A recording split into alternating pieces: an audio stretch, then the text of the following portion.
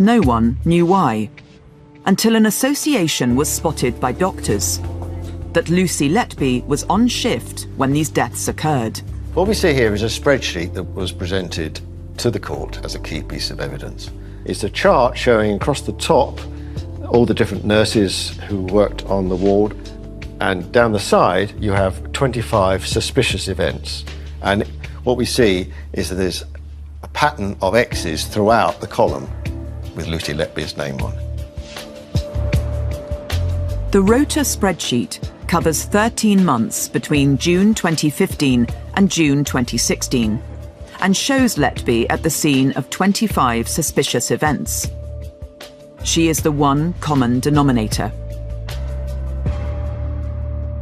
I'm Peter Green, Emeritus Professor of Statistics here in Bristol, and I've a long career studying various aspects of statistics. This rota appears extremely damning because it's a very simple story to tell. And the eye is naturally drawn to what seems to be an extremely strong coincidence. She's always there when these events happen. There was enough in the papers in that time to understand that there had been a pattern of excess deaths in a particular ward in this hospital in Chester, and that there was a suspicion fallen on this particular nurse. But the Lucy Letby case isn't unique. In 2003, Lucia de Burke, a Dutch paediatric nurse, was convicted in the Netherlands of multiple murders and attempted murders.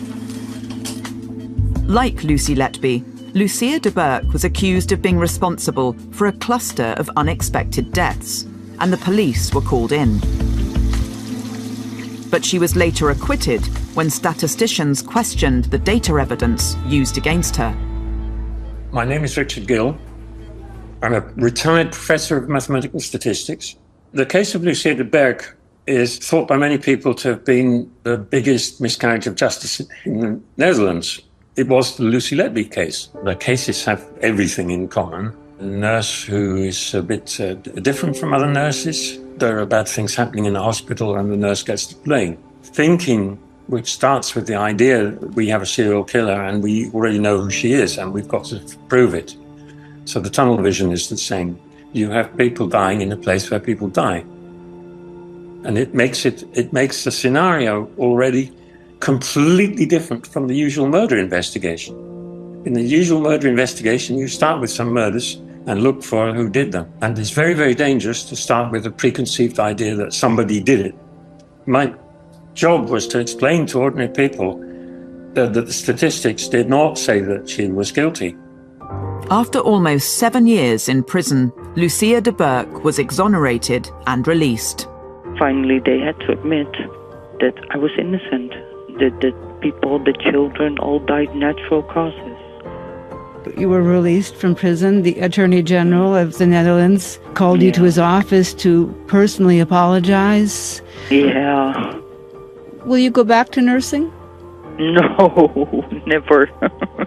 No. Mm-mm. I'd always be afraid something happened. But that was your profession. That was what you loved to do. They took that from me too. When Lucia was exonerated, well, I was in the court. It was one of the most beautiful days of my life. Everything about the Lucy Letby case made me feel sick. It was the same story again. And terrible that nobody in England seemed to have ever heard of Lucia de Burke.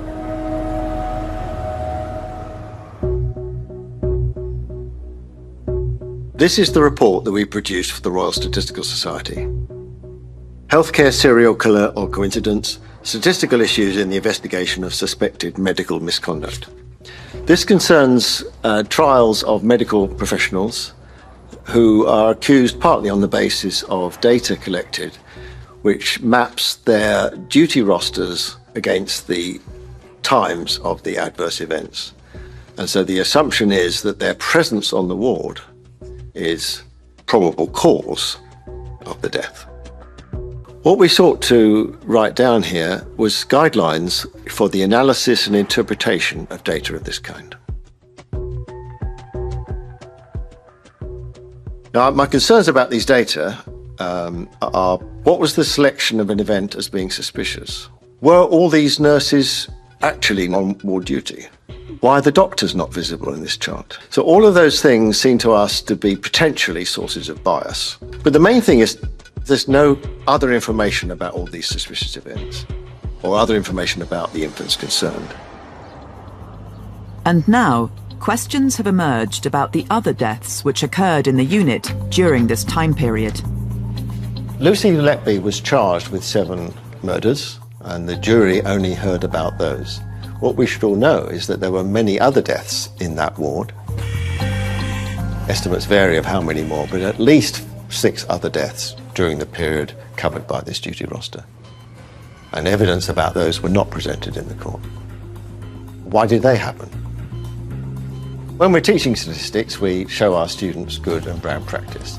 And this spreadsheet, as presented in the courtroom, is a lovely example of how not to do something.